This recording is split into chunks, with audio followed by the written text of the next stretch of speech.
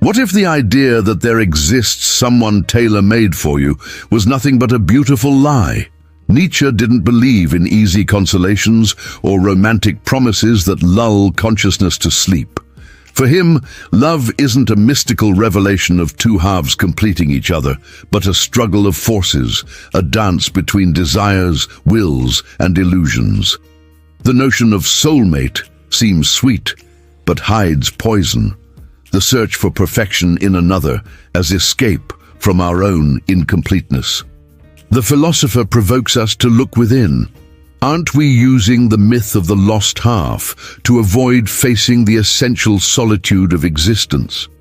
Love, from this perspective, isn't fusion, but affirmation of potencies. An encounter that can be creative, transformative, but never the definitive solution to our deepest pains. What if, instead of waiting for our soulmate, we learned to create more authentic relationships without demanding from the other the impossible role of filling our void? This is the provocation that guides our journey. If this type of reflection resonates with you, subscribe to the channel and follow us on this voyage into the dark and liberating heart of Nietzsche's thought. Since antiquity, human beings have dreamed of the idea of a soulmate, a lost half we'll one day reunite with, that will give us the sensation of completeness. This myth was immortalized by Plato in the Symposium, where the fable is told that humans were, in the beginning, whole creatures, complete spheres that were divided by the gods. Since then, each of us would wander the world searching for our other part, as if the destiny of our happiness depended on a mystical reunion. This narrative is beautiful, seductive, and deeply rooted in the collective imagination. But like every narrative that promises definitive salvation, it also carries silent dangers. The promise of the soulmate places us in a constant state of expectation. We live with the sensation that something is missing, that someone out there holds the key to our fulfillment. This waiting can become an invisible prison. Many spend their lives believing they aren't complete by themselves, that they'll only have meaning when they find the right person. This belief gives love an almost religious weight. Instead of a human experience, it becomes a promise of transcendence. Nietzsche, with his cutting gaze, saw in this type of myth a symptom of weakness. For him, every time the human being projects their salvation onto something external, whether in God, in a future paradise, or in perfect love, they're fleeing from themselves.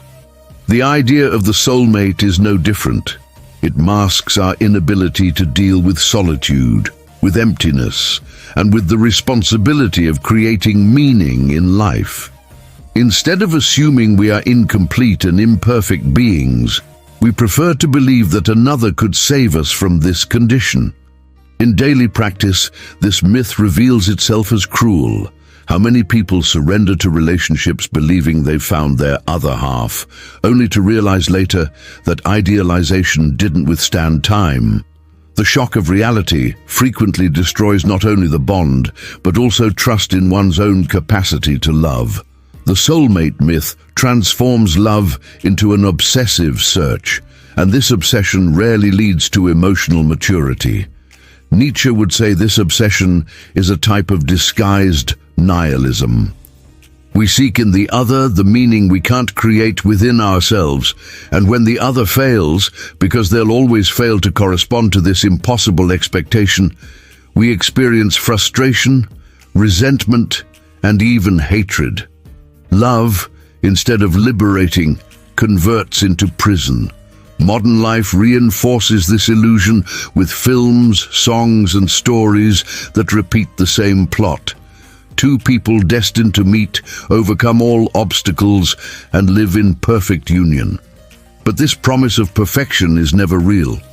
What exists, in fact, are singular encounters, full of contradictions of light and shadow. True love, if it exists, doesn't come to complete, but to intensify life. Nietzsche invites us to distrust everything that sounds like a promise of redemption. If we believe there's only one person in the world capable of making us happy, we're condemning ourselves to eternal waiting. We are, in other words, surrendering our power to live to the chance of an improbable encounter. Life, however, cannot be lived as waiting. It needs to be affirmed in the present, with all its uncertainties. The myth of the lost half prevents us from seeing the beauty of what is imperfect. The encounter between two people isn't magical because they complete each other, but because, even being incomplete, they decide to create something together. There's no perfect fusion, no dissolution of differences. There is indeed a game of forces, a dance in which two wills approach, distance themselves, challenge each other. Love, seen without illusions, isn't the discovery of a half, but the audacity to walk side by side, even knowing that each carries their own abyss. Nietzsche didn't want to destroy the love experience, but to liberate it from the chains of illusions. To love, for him, isn't to seek the soulmate, but to learn to deal with difference, with the distance that will always exist between two beings. Love ceases to be a myth of completeness and becomes a space of creation, confrontation, and growth. And it's at this point that the true provocation emerges. If the soulmate doesn't exist, if there's no lost half to be found, then who are we when we love? What do we really seek in the other? The answer to this question begins to take shape in Nietzsche's thought, but it demands courage. Courage to abandon comfortable stories, to face love as it is, imperfect, challenging, and profoundly human. Nietzsche always distrusted grand idealizations.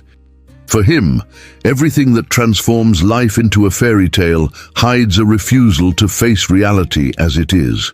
And few things have been as idealized as romantic love.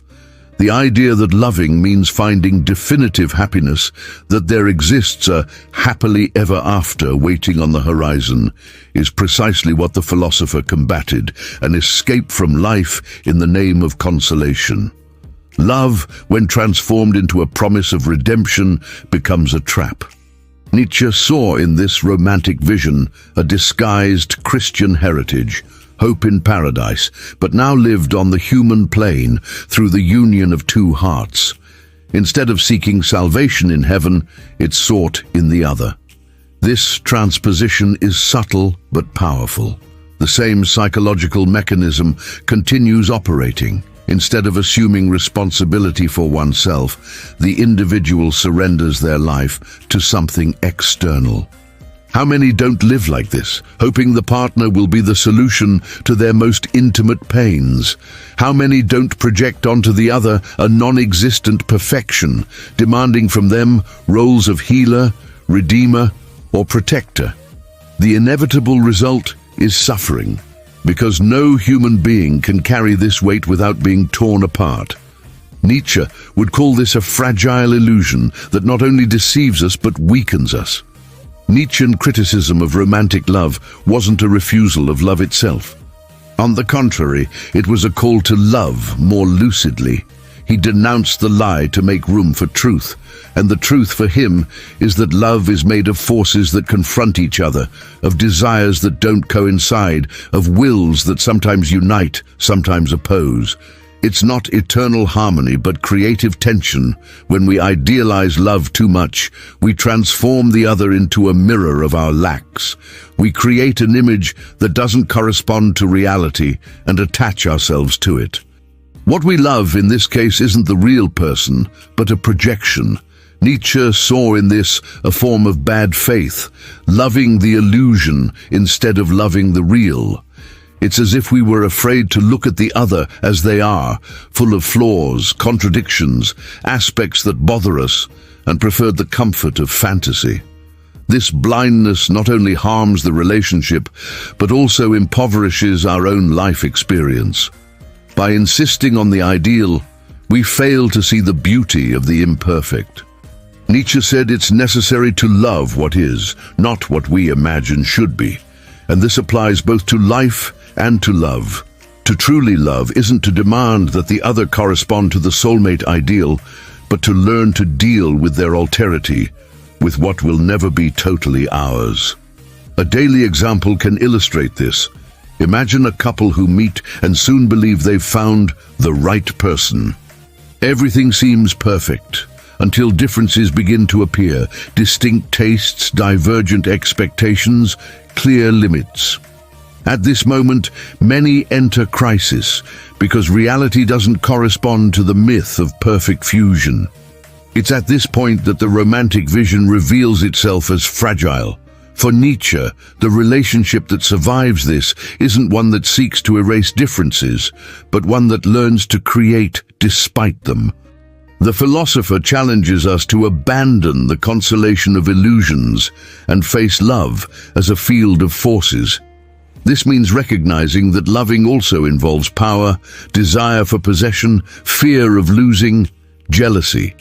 There's no purity in this game, and precisely because of this, it's profoundly human. Love isn't an ethereal idea, but a vital impulse that can both create and destroy. Nietzsche distrusted every attempt to purify love, to transform it into something angelic. For him, the more love is idealized, the more it distances itself from real life. True love isn't a terrestrial paradise, but a test of strength. And it's in this shock with reality that we discover who we really are. By criticizing romantic illusions, Nietzsche doesn't deprive us of love's beauty. On the contrary, he liberates us to live it more intensely and honestly. A love without masks, without the impossible burden of being salvation, but with the potency of being encounter. To love without illusions is to love without guarantees, but perhaps it's precisely there that love becomes more truthful. And the question that remains is, are we willing to abandon fairy tales to live a more real love, even if more painful? Or do we prefer to continue feeding illusions that comfort us but keep us prisoners? For Nietzsche, there's no human experience that isn't traversed by the will to power. This concept, often misinterpreted, doesn't mean merely desire to dominate or control, but the fundamental expression of life in its intensity. Everything that lives wants to expand, affirm itself, overcome limits. Love, far from being an exception, is one of the most powerful forms in which this will manifest itself. When we speak of love, we generally describe it in terms of surrender, fusion, renunciation. The romantic narrative teaches us that loving is losing oneself in the other, dissolving into a unity without borders. Nietzsche, however, saw this as dangerous distortion. For him, loving isn't erasing oneself, but intensifying oneself. True love doesn't arise from seeking completeness, but from affirming one's own strength before the other. To love, under this perspective, isn't simply wanting the good of the beloved person, but desiring that they be a field of expansion of our potency. And the same happens in reverse. Each person, when loving, also seeks to affirm their will, often clashing with their partners. Therefore, Nietzsche describes love as struggle, as a field of tensions. Romanticism paints love as eternal harmony. Nietzsche reveals it as battle between living forces. This vision may seem harsh at first sight, but it carries transformative lucidity. When we understand that love involves dispute, desire for possession, jealousy, and fear of loss, we stop deceiving ourselves with images of impossible purity. We recognize love in its ambiguous nature, both creative and destructive. Imagine, for example, someone deeply in love. This person doesn't just want to be close to the beloved, they also want exclusivity, want to be preferred, want to mark territory. This impulse can be seen as something ugly or petty, but Nietzsche faces it as inevitable expression of the will to power. Pretending that love is pure altruism would be denying its deepest truth. At the same time, this struggle doesn't necessarily mean violence or destruction. The will to power is also creative. It can generate stronger bonds, inspire common projects, stimulate mutual growth. Love becomes, then, a space of confrontation that, far from being negative, can propel those involved to become more intense versions of themselves. Nietzsche invites us to look at love without moralisms, without simplistic judgments. Jealousy, desire for possession, the need to be recognized, all this is part of the love experience. Denying these elements in the name of an ideal purity is amputating love of its vitality. Accepting this complexity is the first step to loving more consciously. In daily life, this reveals itself clearly. Think of couples who, over time, learn to negotiate their wills, to yield on some points and impose limits on others. This dance is, in practice, the expression of each one's will to power. When well conducted, it doesn't result in annulment, but in strengthening. The problem isn't in conflict, but in the inability to transform it into creation. Nietzsche believed that love could be one of life's most intense experiences, precisely because in it, the will to power shows itself without disguises. It exposes us to vulnerability, risk, instability, but also to the possibility of overcoming. To love is, in this sense, a testing ground. It reveals our strengths, our weaknesses, and above all, our capacity to affirm life, despite the pain it brings. When we understand love this way, we stop seeing it as refuge and begin to view it as challenge. The other isn't our lost half, but a being equally full of forces, desires, and abysses. The encounter between two isn't fusion, but creative collision. And from this collision, something new can be born, something that neither would have alone. Thus, love as will to power isn't romantic in the traditional sense, but can be profoundly inspiring. It calls us to live relationships not as dependence, but as arenas of growth. No longer waiting for the soulmate who will save us, but the courage to face the other as force that transforms us. And the question Nietzsche would leave us is, do we have courage to love without illusions, knowing that love is also confrontation, dispute, and risk? Or do we prefer to continue hiding behind masks of eternal harmony? Few themes are as central in Nietzsche as solitude. He saw it not as a defect to be corrected, but as an inevitable condition of human existence. No matter how close we are to someone, no matter how intense the bonds of love or friendship, there will always be an abyss that cannot be crossed. The illusion of the soulmate arises precisely as an attempt to deny this abyss, to believe that there exists someone capable of completely filling the void we carry. But Nietzsche invites us to face the opposite. The void doesn't disappear, and it's necessary to learn to inhabit it.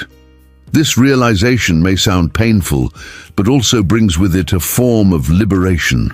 When we expect the other to eliminate our solitude, we inevitably become frustrated. No person is capable of dissolving the radical distance between two individuals. Each of us carries thoughts, fears, and desires that can never be totally shared. It's as if there always existed a secret room within us, inaccessible even to those we love most. However, it's precisely in this inaccessible space that our individuality resides.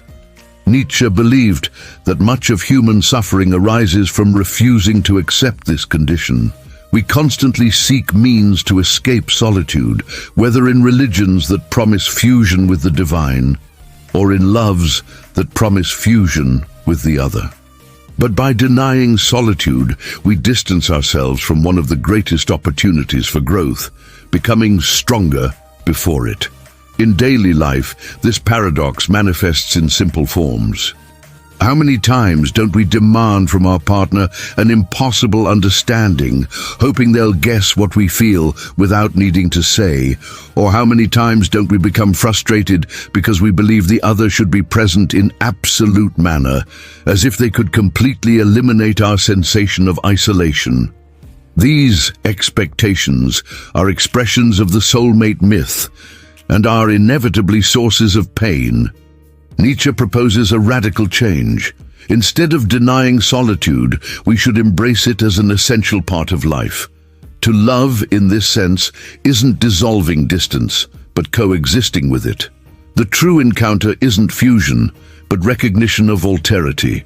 The other isn't there to erase our void, but to walk alongside us, even knowing there are territories in us they'll never step on.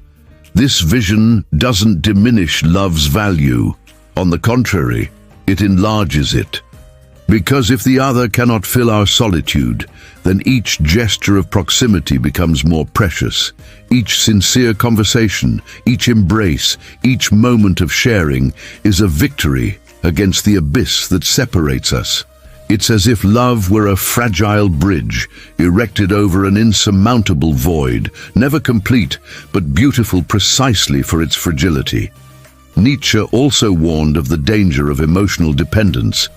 Those who believe love should eliminate solitude end up becoming hostages of their partner. The constant fear of loss arises, the sensation that life will lose meaning without the other. This dependence weakens because it transforms love into necessity instead of choice. The philosopher insisted, loving must be an act of strength, not lack. Those who cannot bear their own solitude aren't ready to love, because they'll always ask from the other more than they can offer. Learning to be alone, to bear silence and one's own company, is a condition for more authentic love. Only those who don't fear solitude can love without illusions, because they don't seek in the other an escape, but a free presence. It's at this point that love ceases being prison and becomes creation, two solitudes that meet, not to cancel each other, but to accompany each other. Nietzsche saw in this learning a form of greatness. Facing one's own solitude is, in a certain way, becoming worthy of oneself. It's recognizing that there's no ready salvation, that there's no lost half to be found. There's only the task of living, creating meaning, affirming life despite the void. And when two people meet on this path, they don't complete each other but mutually strengthen. Inevitable solitude may seem like a dark sentence, but Nietzsche transformed it into an invitation to freedom. To love will never be perfect fusion, but can be encounter between two forces that, even conscious of the abyss separating them, choose to walk together. And perhaps it's precisely this consciousness that makes love more truthful, because it stops being impossible promise and becomes shared courage. If the soulmate is an illusion, if there's no lost half that will come to complete us, then what would be the alternative? Nietzsche invites us to think of bonds that aren't based on lack, but on creation. To love shouldn't be seen as seeking external salvation, but as the possibility of building something new from the encounter between two forces. It's not about waiting for the other to be perfect, but accepting their imperfection and still deciding to walk together. An authentic bond is born when we stop using love as escape. Often we enter relationships to escape from ourselves, to not face solitude, to distract ourselves from emptiness. But this type of love doesn't last because it carries within itself a lie. The other wasn't made to cure us, to eliminate our existential pains, to offer us guarantees of happiness. When we place this weight on them, we transform the relationship into an unsustainable burden. True love, for Nietzsche, requires courage. Courage to show oneself as one is, without masks, without idealized roles, and courage also to see the other in their alterity without reducing them to a projection of our desires. It's on this terrain, full of risks, that a freer bond can flourish. Not the fusion of two halves, but partnership between two whole beings, conscious that there will always be distance, but willing to create bridges over it. In daily life, authentic bonds reveal themselves in small gestures. Instead of demanding the partner guess our needs, we learn to communicate them clearly. Instead of demanding perfection, we learn to deal with their flaws, because we also recognize our own. Instead of expecting the other to carry our life, we learn to walk on our own, knowing that encounter is choice, not obligation. This change of perspective doesn't eliminate conflicts, but makes them more fertile, because each divergence becomes an opportunity for growth. Nietzsche believed love could be a space of creation, not dependence. Creating authentic bonds means abandoning the logic of possession and moving toward a logic of potency. Instead of asking, "What can the other give me?" we begin asking ourselves, "What can we create together that alone we couldn't?" This inversion is fundamental. Love stops being exchange of emotional favors and becomes joint work. A simple example helps visualize this. Think of two people who, instead of canceling each other out, build a common project, whether a family, work, a journey, or even the art of sharing days with intensity. Each maintains their individuality, but both allow themselves to expand their strength in the encounter. This love isn't fusion, but creative sum. It's not waiting for the missing half, but overflowing of what one already is. Nietzsche also emphasized the importance of not idolizing the other. When we transform someone into an idol, we inevitably crush them under the weight of expectation. To love authentically is to recognize the partner's humanity, their weaknesses, contradictions, and limits. And paradoxically, it's this recognition that makes the bond stronger, because it's based on the real and not on fantasy. Creating authentic bonds also means taking responsibility for oneself. We cannot expect the other to give us what we weren't capable of conquering within ourselves. If we don't learn to deal with our own solitude, the relationship becomes parasitic. Only when we become capable of being alone can we be with the other in a free manner. Nietzsche reminds us, loving is choice of strength, not necessity. This vision radically transforms how we understand love. It stops being promise of salvation and becomes creative adventure. Each relationship is unique, full of risks and uncertainties, but also full of possibilities. There's no predefined script, no written destiny. There's only the courage of two beings who, knowing their fragilities, decide to bet on creating something greater. An authentic bond doesn't eliminate suffering, but makes it part of the experience. Conflicts, pains, and distances aren't signs of failure, but inevitable expressions of encounter between two wills. True failure would be insisting on the soulmate lie, expecting the impossible from the other. Success lies in recognizing imperfection and still choosing to remain. Thus, Nietzsche teaches us that loving isn't seeking completeness, but affirming life in the midst of incompleteness. It's not waiting for redemption, but creating meaning. It's not magical fusion, but courageous construction. To love authentically is to accept that we'll never be saved by the other, but we can be transformed with them. If Nietzsche distrusted romantic illusions, this doesn't mean he condemned love. On the contrary, he saw in it one of the most intense and transformative experiences we can live, as long as we approach without the masks of soulmate or promise of salvation. For Nietzsche, true love isn't one that protects us from life, but one that throws us even deeper into it, that challenges us, that forces us to grow. Love that strengthens isn't love that anesthetizes. Many seek relationships to flee from pain, solitude, the weight of existence. But this type of bond weakens because it accustoms us to depend on emotional crutches. Nietzsche believed love should be, above all, a field of life intensification. To love is being capable of bearing not only sweetness, but also conflict, difference, creative tension. This love doesn't idealize, but accepts. It doesn't demand the other be perfect, nor fit into a predetermined mold. On the contrary, it feeds precisely on singularity, on what makes the other be what they are. Love that strengthens doesn't seek fusion, but partnership. It's encounter of forces that, when clashing, don't destroy each other, but expand. In daily life, this means loving without imprisoning. How many relationships crumble because one tries to mold the other in their image, suffocating their freedom? Authentic love, on the contrary, requires space. It doesn't fear difference, but welcomes it as opportunity for growth. It's clear this requires courage. Giving up, totally possessing the other means accepting uncertainty, living without guarantees. But it's precisely this openness that makes the bond stronger, because it's based on choice and not necessity.